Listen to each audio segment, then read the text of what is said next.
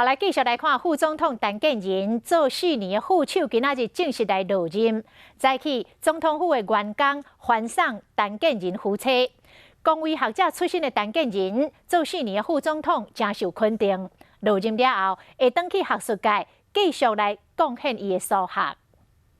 真正的权利就是服务，好的领袖就应该像好的牧羊人一样，带领羊群到青草地、清溪旁。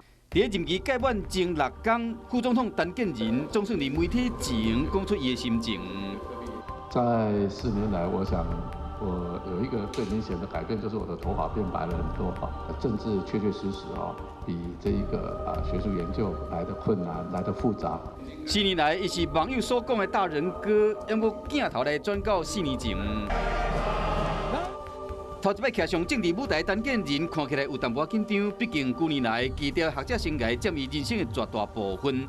1977年台大公卫所毕业后，伊就到美国约翰霍普金斯大学去深造，取得流行病学的博士学位。1982年回国了后，就做台湾重大流行病调查甲防治。伊较早是台大公卫学院的院长，嘛是中央研究院的院士。 2003年爆发的SARS疫情，会伫卫生署长的任内一战成名。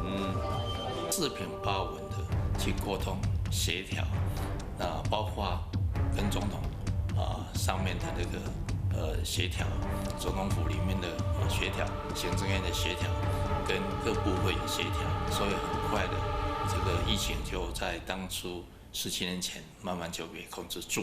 当时的卫生署副署长李良庭回想伊这位长官临危受命，却有法度稳住疫情。2015年，伫民进党总统候选人蔡英文的邀请下，当时的中央院院长陈建仁同意做副手竞选正副总统。陈建仁伫副总统的任内，总是拢无休困，伫年界甲婚姻平权上，世界拢会使看到伊的拍拼。因为伫任期要结束进前，新型冠状病毒疫情冲来，互大家看到这位公卫专家的贡献。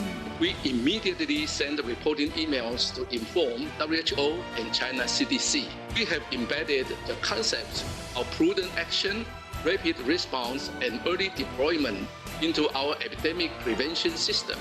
面对 WHO 的打压，陈建仁嘛无落软，好世界看到台湾的防疫成果。卸任后，陈建仁放弃所有副总统的礼遇，将回到中央院继续为公共卫生尽这份心力。